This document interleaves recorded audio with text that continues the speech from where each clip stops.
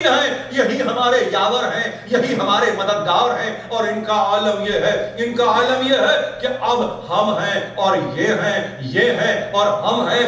خداوندہ تو حال سے بہتر واقف ہے، تو احوال سے بہتر آشنا ہے۔ تو نے دیکھا کہ دم نکلا، جان گئی تو ایک بچہ تھا، پاس تھا، موسیٰ بن جعفر تھا، کلیجے سے آ کے لگ چکا تھا، بیٹا باپ کے قلب سے لپٹ چکا تھا، اور جاتے جاتے اسرار امامت کو بھی تعلیم دیتے رہے اور بوسے بھی لیتے رہے، اور یہ کہتے رہے کہ دیکھو میرے بابا کے برابر مجھے دفن کر دینا، میرے بابا کے برابر مجھے دفن کر دینا۔ انتظام ہے نا، آپ کے سامنے انتظام ہے نا۔ 148 ہجری میں گزرنے والا ایک انتظام کے ساتھ جا رہا ہے۔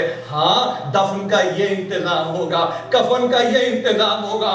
بابا کو اپنے دیکھا تھا کہ یہ کہتے تھے کہ دیکھو اسی عبا میں مجھے دفن کر دینا جس میں نے عبادتیں کی ہیں۔ اپنے لیے بھی وہی پسند کیا، اپنے لیے بھی اسے رضا بنا لیا، اپنے لیے بھی اسے ایک مرتبہ یہ کہتے کہ ہاں یہ کفن کا حصہ رہے گا، یہ پارچہ کفن کا حصہ رہے گا، یہ کہہ کے ساری باتوں کو، اور اس کے بعد ایک آخری بات بھی کہہ دی جو ظاہر ہے کہ دل چاہتا ہے ہر مرنے والے کا کہ تاریک نہ رہے قبر، تاریک نہ رہے گوشہ قبر۔ ایسا نہ ہو کہ کسی ایسے مقام پہ جا کے دفن کر دیا جائے کہ جہاں پہ چراغ جلانے والا نہ ہو۔ اس حسرت کا بھی اظہار کر دیا یہ کہہ کر کہ دیکھو ہاں کفن ہے، ہاں دفن کرنے والے ہو، ہاں جنازہ اٹھانے والے بھی موجود ہیں، ہاں بس یاد رکھنا یہ ایک خواہش ہے، ایک تمنا ہے۔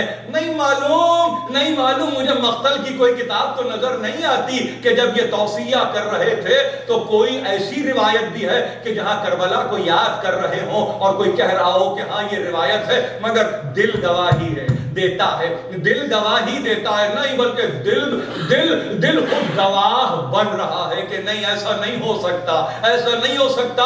یہ سب کچھ اسی وجہ سے تو ہے کہ بتائیں آنے والی دنیا کو کہ دیکھو اس کا اظہار کرنا اس لیے ضروری ہے کہ ہم سب ایک ہیں، اول بھی محمد، اوسط بھی محمد، آخر بھی محمد، کل بھی محمد۔ مگر دیکھو ہم میں ایک ایسا بھی گزرا ہے غریب، ہم میں ایک ایسا بھی گزرا ہے معصوم کہ جو وطن سے دور، دیار سے دور، مدینے سے دور، ایک بے آب و گیاہ میدان میں اپنے 6 مہینے کے بچے کو بھی دشمنوں کی نظر کر چکا ہو، سر سے پاؤں تک خون میں غلطہ ہو، رخصت آخر کے لیے آتا ہو، رخصت آخر بہن سے طلب کرتا ہو، جاتے جاتے بیمار بیٹے کو توصیہ بھی کرتا ہو۔ وہاں توصیہ یہ نہیں ہے کہ عابد بیمار جسد کو دفن کر دینا، وہاں توصیہ یہ نہیں ہے کہ کفن دے دینا، وہاں توصیہ یہ نہیں ہے کہ قبر پہ آ کے چراغ جلانا۔ آپ کو معلوم ہے توصیہ کیا ہے؟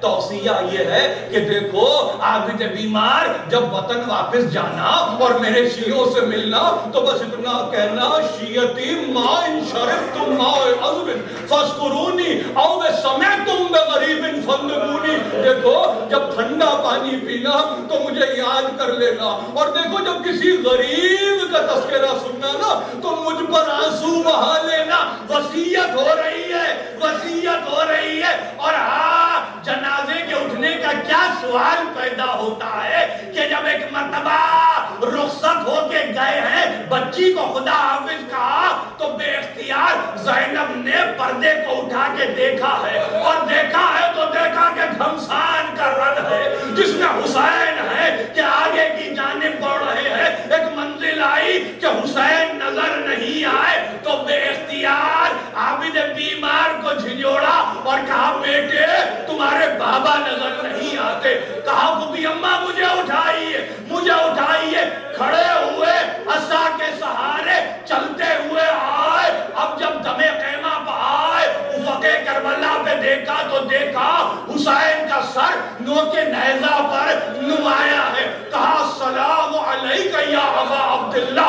پہلی زیارت پڑی ہے علی ابن الحسین نے، مگر جنازے کو اٹھانا تھا، کیا کرتی؟ ایک مرتبہ زینب نکل گئی۔ عابد تو بیمار ہے مگر زینب تو لاچار نہیں ہے نا۔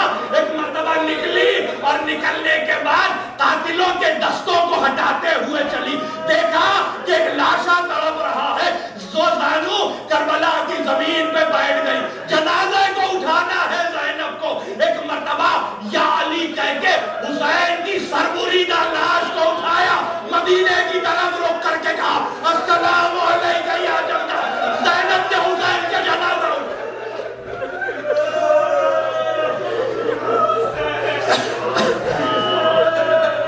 حسین حسین حسین حسین یا علی مدد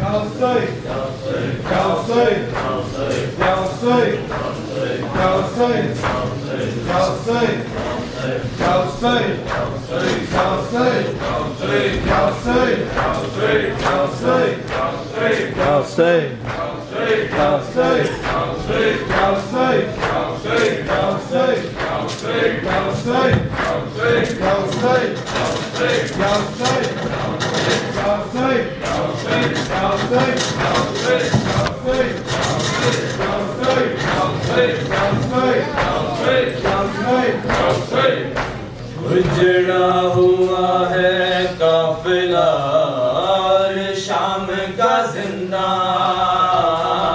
اجڑا ہوا ہے قافلہ شام کا زندان، اجڑا ہوا ہے قافلہ شام کا زندان، اجڑا ہوا ہے قافلہ شام کا زندان، اجڑا ہوا ہے قافلہ اور شام کا زندان۔